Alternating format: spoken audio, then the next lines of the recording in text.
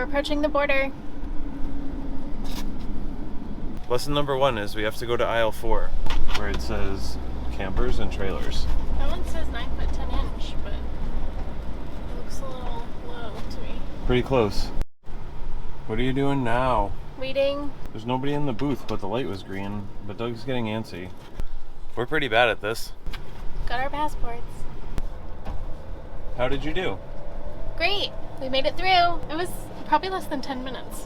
Most of it was waiting for somebody to show up. So when you're entering into Canada, I think you have to use Arrivecan app. That's Arrivecan, as in Canada. And basically you upload your passport information and your vaccine information, and then when you get to the border, it's like easy breezy. Cover girl. And then you go in here to settings, system, units, and switch to KM from MI. Because in Canada they use the KM system, whereas in the United States they use the MI system. And we are now in New Brunswick, Canada. Do you think that our future border crossings will be that easy? Probably not. I hope so. Hopefully. Is it dinner time? Yeah, we're having tovers. It's like 8 o'clock at night, isn't it? I don't know. Is it? 8:04 Atlantic time. That's van life. We stopped at the Home Depot in Fredericton once we got into New Brunswick, and we picked up some Velcro because we wanted to organize some of our cords. So we used the Velcro to attach the laptop charger to one of the bench walls, I guess. So it's out of the way. Them? I'll show you. Wow. You gotta get out of the way. Can I start the cooking first? I guess. Check out our new setup for our laptop charger. So now it stays next to the wall. And out of the way. Once we left Home Depot, we were trying to figure out which way to go. We contemplated going to Fundy National Park in Alma, New Brunswick, which is on the Bay of Fundy. And you can see the changing of the tides. I didn't know what that meant, so look it up if you don't know. And because we're not going to explain it to you.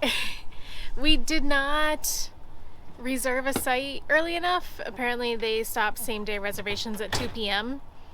So we decided to go to Moncton instead, and we're gonna skip that national park, at least for now. Maybe we'll go back to it, I don't know.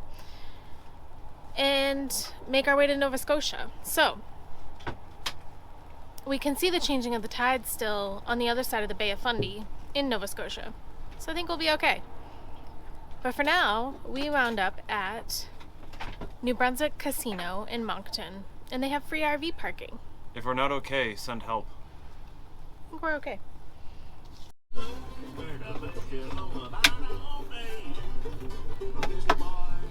That looks so good.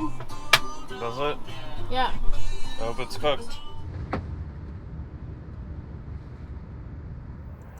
We're in Truro, Nova Scotia. This is a river that leads to the Bay of Fundy. They have the largest tides in the world, so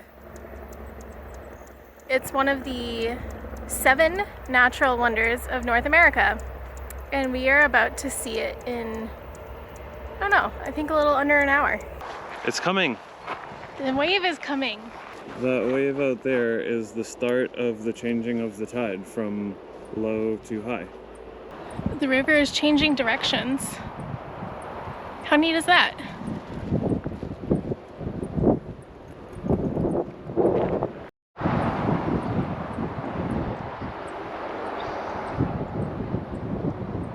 This phenomenon is a tidal bore, which occurs when the leading edge of the incoming tide forms a wave of water that travels up the riverbed, or it could be a narrow bay.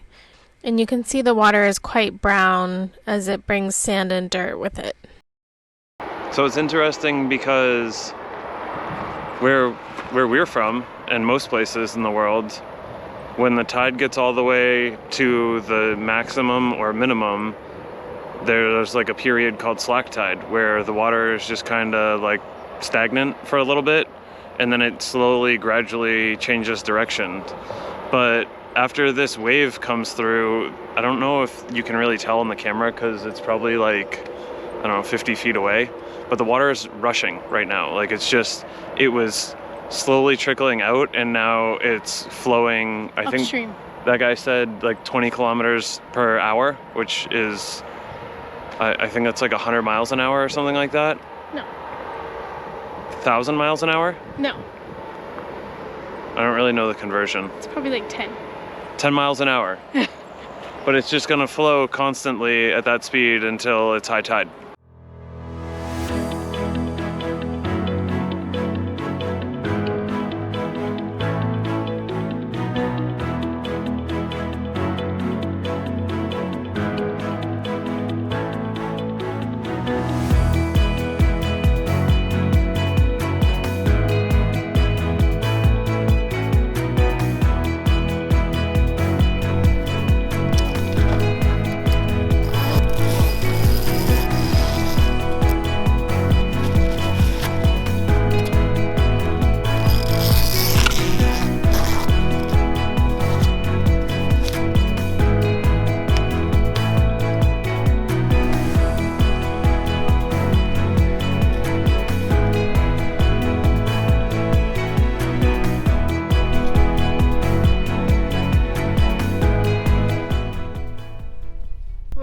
Nova Scotia. We stayed last night at a provincial park in Caribou.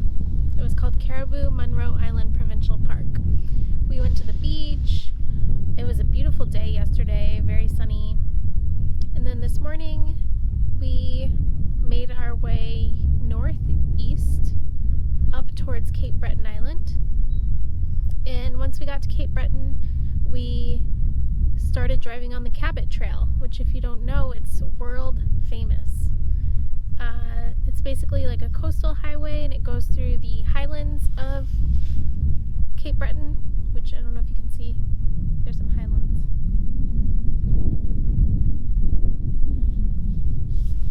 And we found this overnight parking spot on iOverlander. It's in Chetty Camp.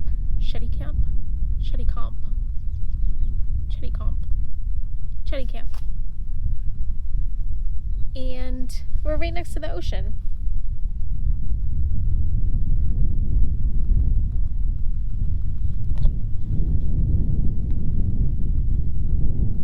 It's been pretty cloudy all day, but the sun is finally making an appearance because it's setting, so it's now below the cloud line. But it's probably like 7:30-ish. 7:39. And we still have like another hour and a half of sunlight until sunset. This sweet van pulled in next to us. We're probably going to butcher most of the names of things around Nova Scotia because neither of us speak French. It's pretty scenic here. So far, Nova Scotia feels like northern New England, but if there was more coast, like northern Vermont, New Hampshire, Maine, if the ocean was right there. And also a bunch of small fishing towns. We had a relaxing evening on this night and watched the sunset over the ocean.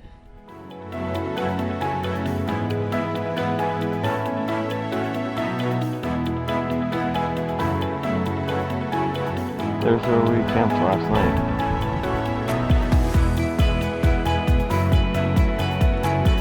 We left camp the next morning and continued northeast along the Cabot Trail and entered into Cape Breton Highlands National Park.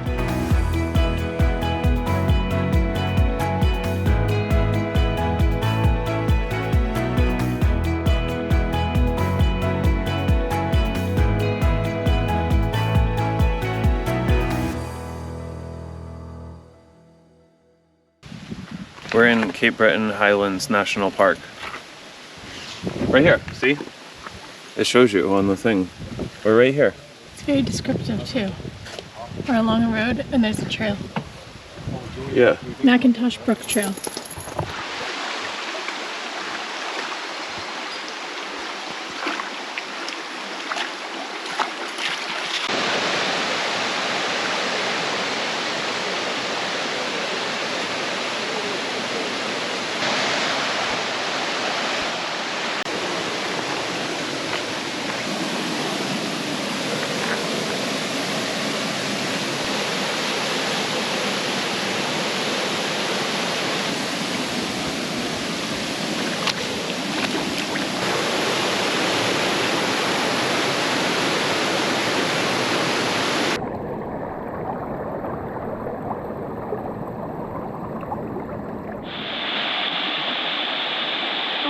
pretty good. One of my hairs is falling down. Oh man. All of mine already fell down. This is not what I had in mind for an old growth forest. I thought that there was going to be like... Redwood? Really, no, not... It's not the brand of tree. It's just like... I thought that the trees would be large and spread out with no undergrowth. But the trees are small. I'll show you an example. This one's pretty average, I would say. And it's that big. And there's definitely undergrowth. And they're not really spread out. In the next video, we're going to continue traveling through Nova Scotia. Thanks for watching our video. If you guys like what we're doing, subscribe, leave a comment, like the video. Let us know what you want to see. Until next time, thanks for stopping by.